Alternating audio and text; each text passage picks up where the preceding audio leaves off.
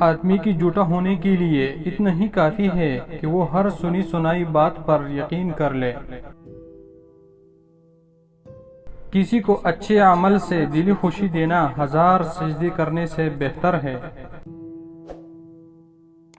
اپنے اخلاق کو پھول جیسا بنا لو، اور کچھ نہیں تو پاس بیٹھنے والا خوشبو تو حاصل کر لے۔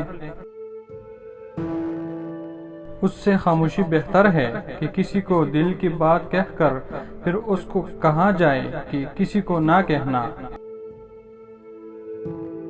اگر زندگی اتنی ہی اچھی ہوتی تو کوئی بھی دنیا میں روتے ہوئے نہ آتا۔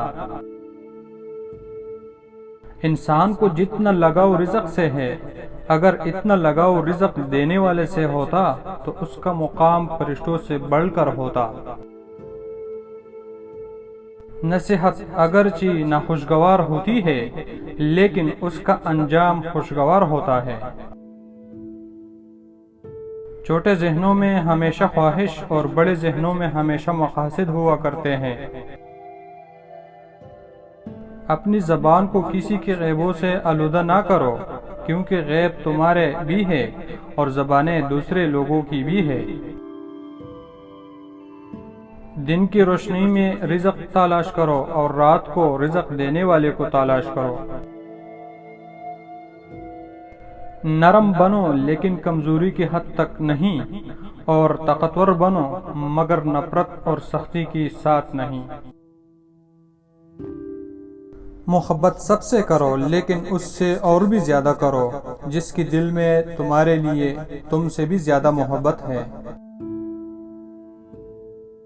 انسان کو اچھی سوچ پہ وہ انعام ملتا ہے جو اسے اچھے اعمال پہ بھی نہیں ملتا، کیونکہ سوچ میں دکھاوا نہیں ہوتا۔ اپنے خلاف باتیں خاموشی سے سنتا ہوں، جواب دینے کا حق وقت کو دے رکھا ہے۔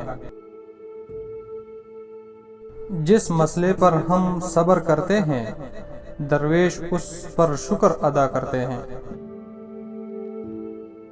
ہماری جہالتوں میں سب سے بڑی جہالت یہ ہے کہ ہم اپنے علم کا ثبوت دوسروں کی جہالت میں ڈھونڈتے ہیں۔